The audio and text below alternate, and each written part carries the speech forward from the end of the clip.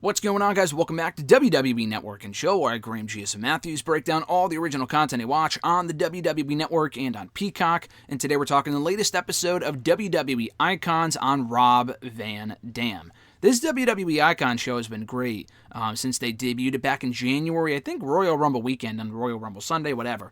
They did the Yokozuna episode that weekend. They did Beth Phoenix 2 months ago, I want to say, in the month of March, if not early April, but I'm pretty sure it was March. It was before all the WrestleMania weekend madness started. But yeah, so I'm pretty sure they've done one every 2 months for the last couple of months, which would tell me maybe they're waiting until July to do the Lex Luger episode, which actually would kind of work out well considering it was in the month of July, on 4th of July, that he body slammed Yokozuna on the USS, whatever it was. That big moment with the body slam to Yokozuna, so I wouldn't be surprised that they saved the Luger episode until then, or British Bulldog, or whatever. But at any rate, this was a great episode. We don't really see a lot of Rob Van Dam in terms of like documentaries and stuff like that. I'm pretty sure he had a one-off documentary like a long time ago, probably called One of a Kind, if I had to take a guess. Other than that, though, I think he came out with a movie called Headstrong or something. I didn't see that.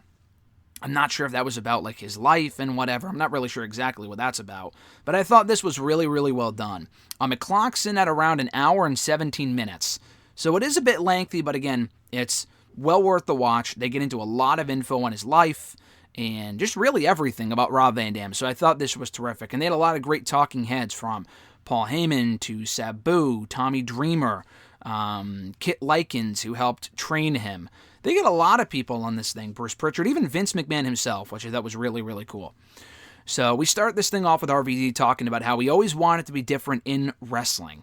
And he felt like someone was always trying to change who he was, and he got tired of the grind at one point, but he doesn't live with regret, and he believes this was his journey. So we go all the way back to the beginning, where he says that he was born in Battle Creek, Michigan, youngest of three, and he always found a way to be in the spotlight. We heard from his sister, I forgot her name, but we hear from his sister here, who talks about how he always liked going off the diving board. And he was a very smart kid growing up, but at some point, he eventually averaged out, just due to the fact that he didn't like to conform himself, and he didn't like to fall in line. That's really the life motto of Rob Van Dam, not kind of going with the flow of things, really just kind of doing things on his own terms, marching to the beat of his own drum, so to speak. So due to that conformity issue, he eventually averaged out and was kind of as smart as everyone else in his class growing up. He didn't do sports, but his friends kind of got him into wrestling, and he got into it. He liked it, and he actually partook going into a WWE show in Michigan, I believe. He partook in a Ted DiBiase $1 Million Man segment, and you've probably seen the footage by now. I thought it was, maybe there was another segment, but I could have sworn Rob Van Dam did one of these segments where, with DiBiase not doing what he did, where he kissed DiBiase's feet and made $100, and as opposed to saying no and kind of like negotiating, which is what you're supposed to do, he actually made $100. He made his first wrestling money that night and kissing Ted DiBiase's feet, which is hilarious. But I could have sworn it was him like doing the basketball thing, where like he was playing basketball and then DiBiase would kick out the ball from underneath him or whatever. I thought that was what he did. I didn't know it was him kissing Ted DiBiase's feet. I didn't remember that, but they showed the footage here, which was cool. Because he loved wrestling so much, he joined high school wrestling. He didn't stick to it long. He was 165 pounds. The coach told him, because he was trying to get like put on weight and get in great shape and whatever.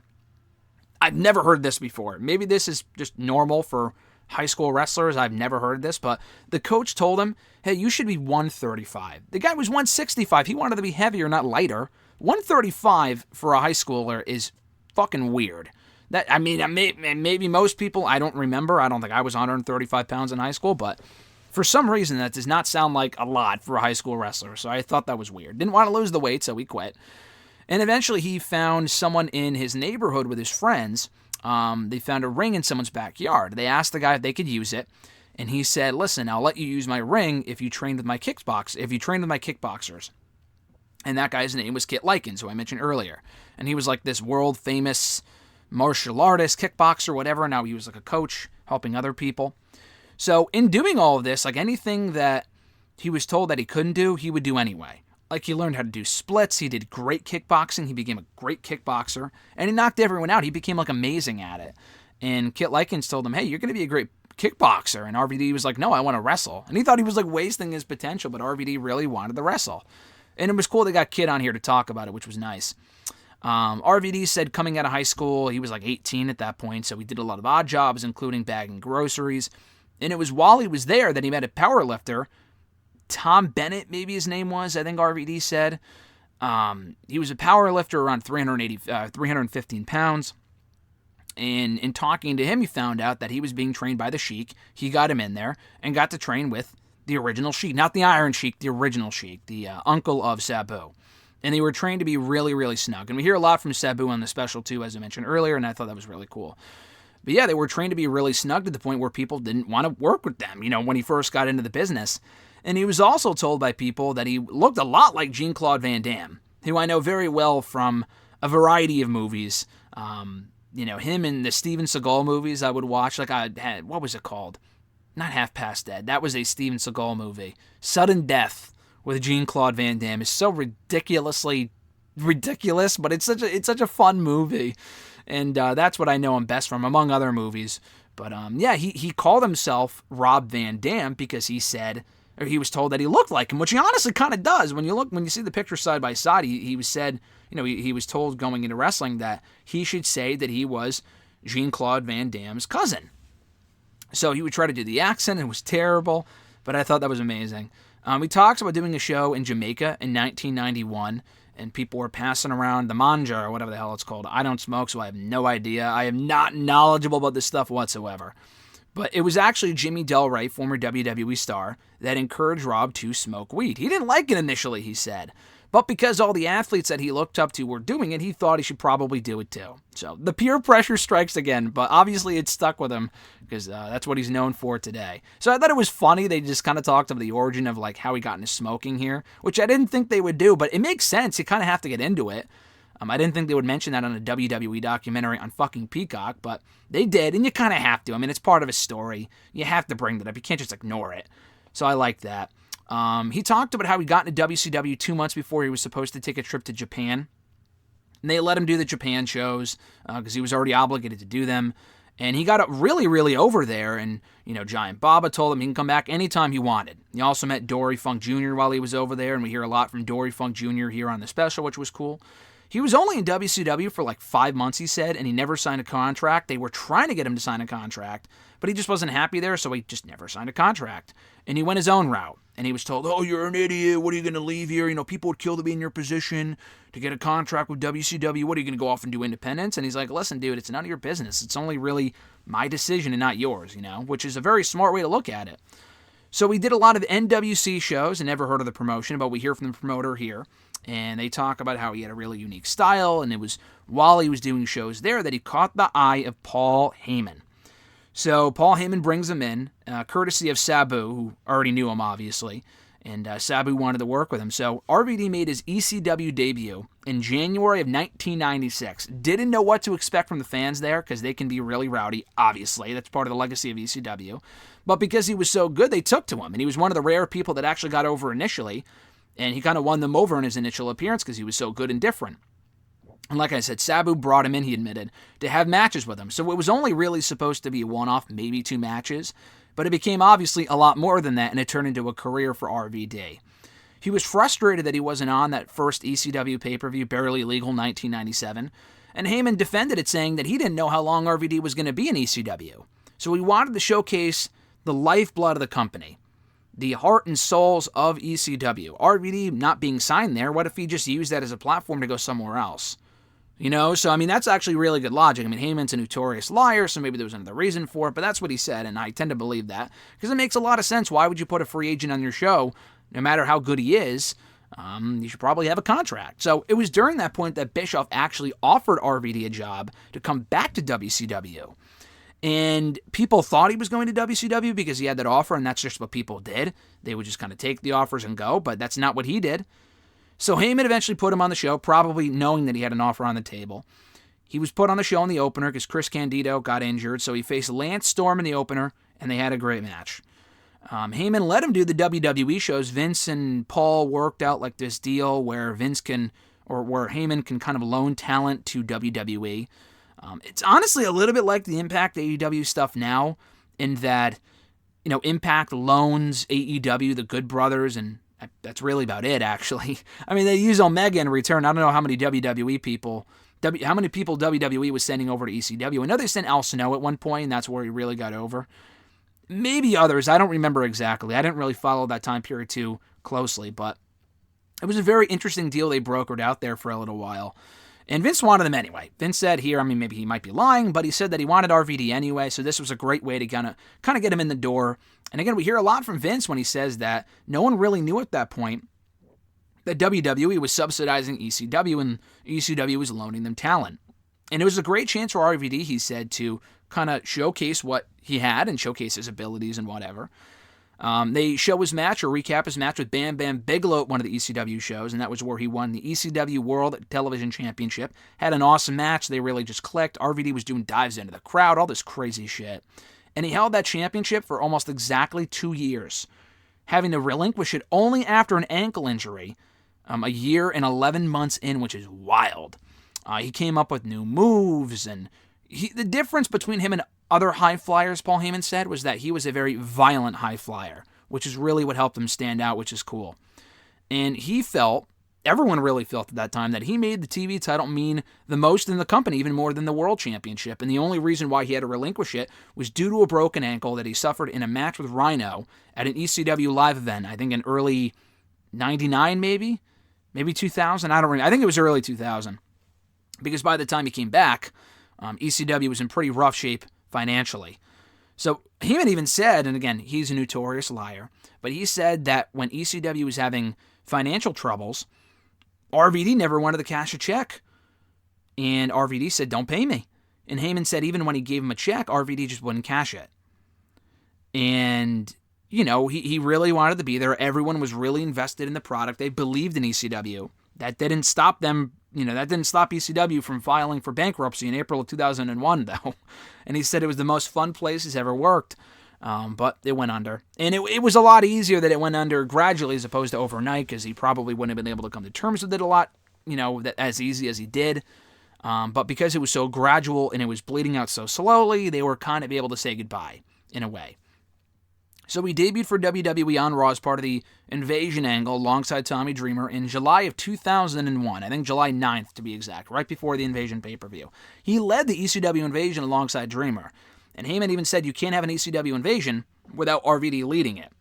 But RVD says that he didn't like being a heel in the Alliance. He was a natural babyface, his style was kind of perfect for being a babyface in that company.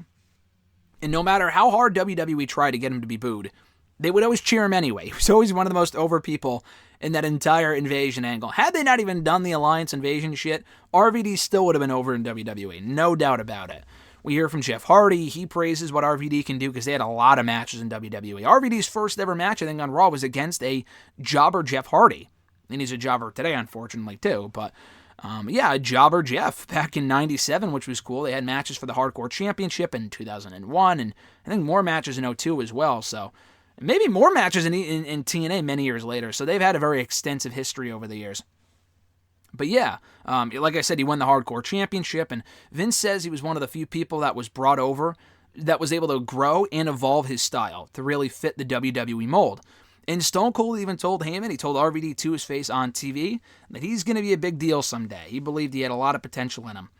But they also bring up, and we hear from Brian Gewirtz, which he is great. He was writing for WWE for a long time. The funny thing about Brian is that I feel like we've heard from Brian on every one of these documentaries recently from WWE. He was in this one. He was in the WWE 24 on The Miz that I just watched like a week ago. And he was in something else too, maybe like the Edge Chronicle. Like he was in another form of media that I watched from WWE. I don't remember what it was exactly. But he was, he was obviously in the Ruthless Aggression documentary. He's been in a lot of stuff. I don't know if they brought him in one day. He was wearing his Rock hat here because he works with The Rock and his production company. So I don't know exactly, but it was cool to see him because he kind of offered that backstage writer's perspective, which was nice. And he said that the writers wondered if he had any passion because he would talk like he didn't really care. And Heyman would speak up and say, listen, he has passion like you or me. He just, shows it in a different way than you or I did, which makes sense. We hear from Edge that says that RVD had that just audience connection. He says that RVD just connected with the crowd like no one else was doing at that point.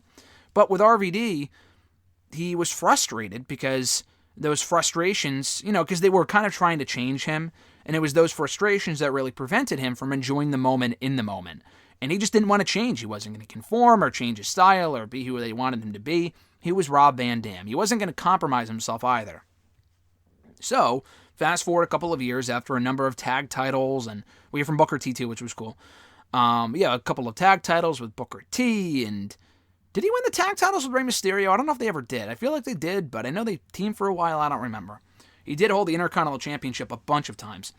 So, he asked Vince one day in like 05, late 04, hey, why don't we do a one-night ECW reunion show? Because RVD mentioned that, during his matches, people would chant ECW, and it still kind of lived on in the hearts of a lot of fans.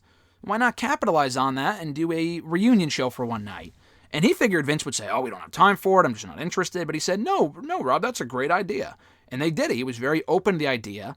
And Vince said, we ended up doing it, and it was very interesting. That's what Vince said about One Night Stand. And when he means interesting, it was interesting, but it was one of the greatest pay-per-views this company's ever done. And Bubba, who they also have here on the show, Bully Ray, who they call Bubba Ray Dudley, because it's an ECW-inspired doc, so obviously they're going to call him Bubba. And Bully Ray doesn't exist in the WWE universe, but he calls it one of the greatest nights in wrestling history, which honestly I have to agree. I wasn't watching wrestling back then. I wasn't there for the show, but you don't have to. When you watch the show, you can tell this is one of the best pay-per-views they have ever fucking done. It kind of gave way for what happened afterward in the ECW brand, which I'll get to in a second, which was a complete failure. But that first One Night Stand show, and even the second one was great, but the first one was just magical. It was just amazing. We hear a lot from Devon, too, which was cool. So RVD could not wrestle on the show, unfortunately, because he was hurt. But he cut this very passionate promo. He said that WWE, he cut this promo that WWE's never heard before with a lot of heart. And I guess it sounded like he was taking a subtle shot at the fact that WWE promos are so overly scripted, which they are. And he was absolutely right to say that because it's true. But yeah, he said that, he cut a promo, that one of his best promos of all time, because he was really into it, and he was passionate, and he was fired up, and it was a great promo. Tommy Dreamer said that it gave him closure, and he said it was the perfect send-off for ECW to kind of say goodbye to something he loves so much. So fast forward a little bit more to WrestleMania 22 the following spring. He wins the Money in the Bank ladder match. I think after returning the Royal Rumble that year, participated in Money in the Bank, and Mania won it. And it was around that time that it was announced that ECW was being brought back as a third brand, and RVD was all over it. He felt rejuvenated. He could have signed a 10-year extension right there because he's like, ECW and WWE is going to be so cool. It's going to have more eyes on it. The money behind it's going to be great. Yeah, for a fucking month. The first episode had a goddamn zombie on it. Aside from Backlash last night, which was terrible, they were doing zombies even 15 years ago. But yeah, so he was really hopeful that it was going to work out. He didn't really, maybe he did see the negatives and he didn't discuss that here, but they did mention how ECW was a failure. Let's be honest here. A little bit later on, they acknowledged that it wasn't all amazing for WWE ECW. Even the company acknowledges it wasn't a great idea in retrospect. No, not that it wasn't a great idea, but their handling of it was atrocious. So anyway, they needed to make One Night Stand 06 special. It was kind of like the launching show, the launch point really for the ECW brand that would debut 2 nights later on Tuesday night on Sci-Fi at the time. So they needed to make it special because otherwise it sounds like, why call it One Night Stand when it's like you're doing it twice? You know what I mean? It's not just a one-off reunion show. So they needed to make it not feel like that it was being monetized off of or they're really just capitalizing off the ECW buzz, which they were. They needed to make it equally special. So they had him cash in on John Cena on that show for the WWE Championship, which made for one of the best matches of all time. I don't know where it would be in like the top 10, top 20, whatever, but definitely one of Cena's best matches and probably ECW, or probably Rob Van Dam's best match in WWE. And one of the best matches from that period of ECW that was all downhill from there. But yeah, so he won the championship, and Dreamer mentioned that there was a concern for Cena's safety that night in case he lost or whatever, and Cena took it like a champ, which was, literally and figuratively. It was just a great match and a great atmosphere. And he said winning the title that night for RVD was his crowning moment. And then just 2 days later, he was awarded the ECW World Heavyweight Championship by Heyman on the launch episode of WWE ECW. And it was perfect. And, he was at the top of his career, and it was going all great, and it was all, peaches and gravy or whatever the fuck the expression is. It was going all amazing until it wasn't. When he was on his way to Philadelphia for a show, I think for Raw on that Monday, and he got pulled over in a car with Sabu, and Sabu talks about it. It was on July 1st, which would have made it Saturday, I think. It was either Friday or Saturday because Raw was like the 3rd that Monday. Or maybe, I don't know, maybe Raw was on the 4th of July. I don't remember. I'm pretty sure the 4th of July was on Tuesday. So he got pulled over on Saturday for speeding. And we actually see or hear the conversation between the police officer and RVD.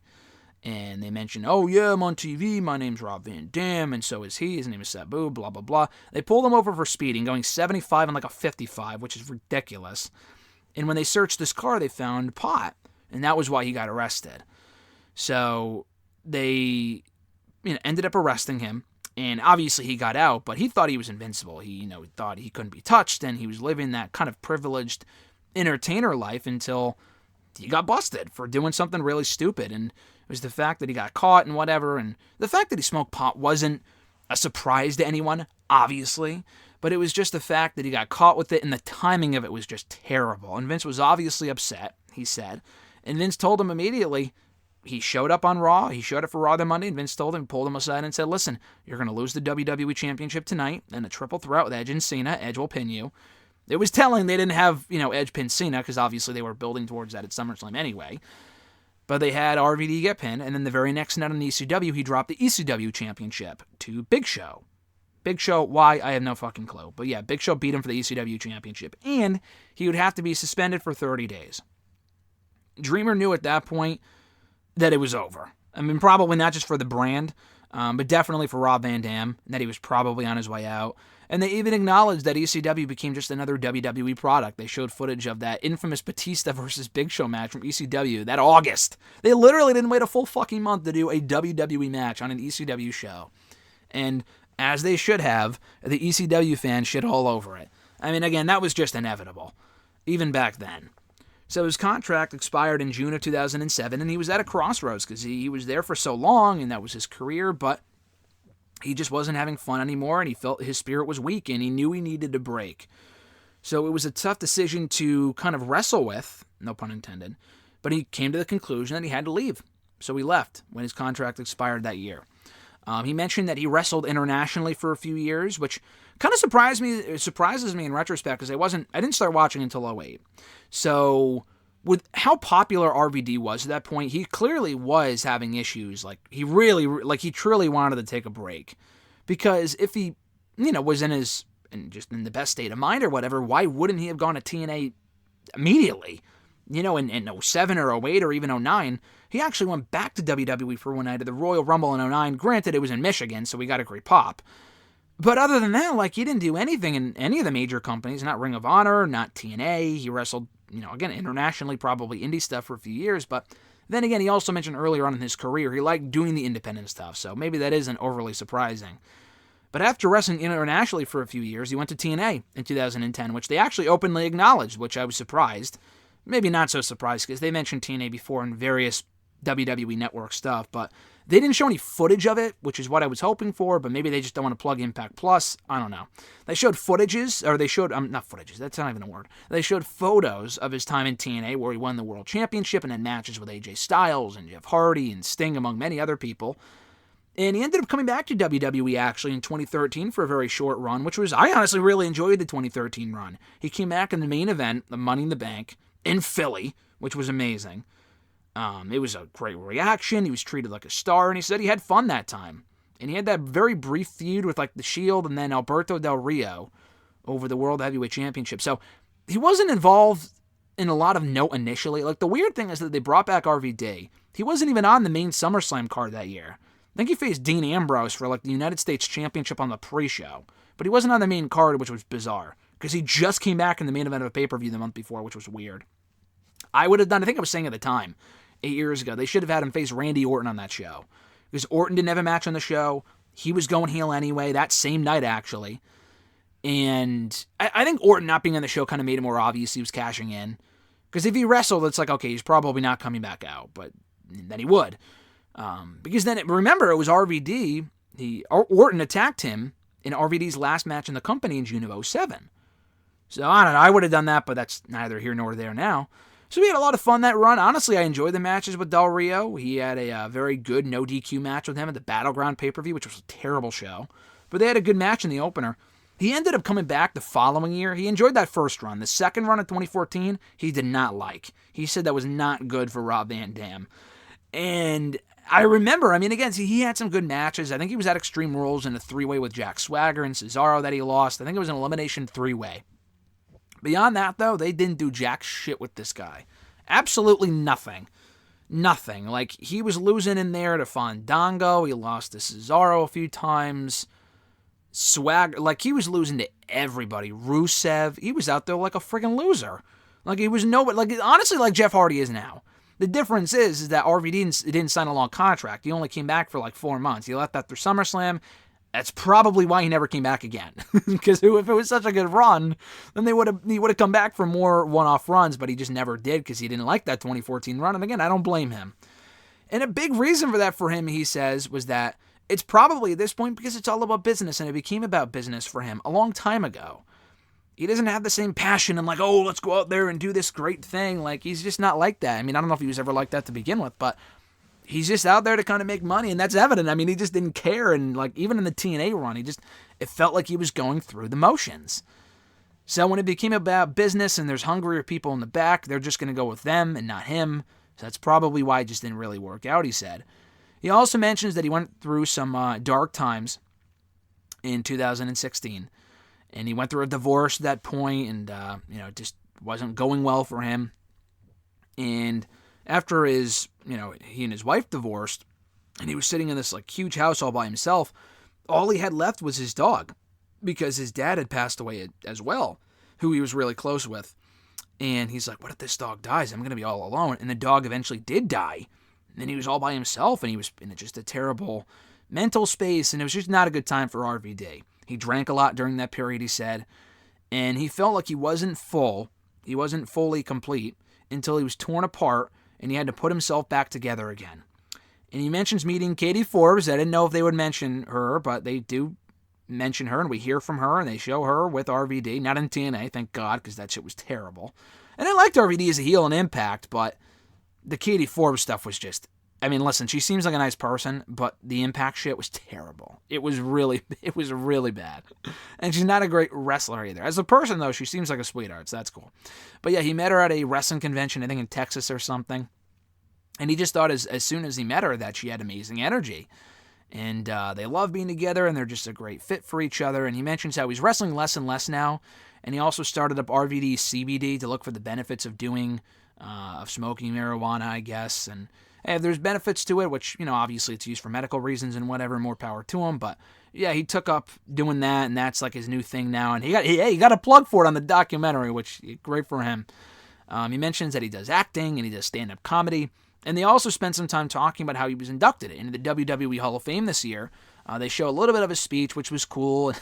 They show this great clip of him being congratulated backstage by Triple H and Vince when they're like taking the pictures when RVD has the ring on.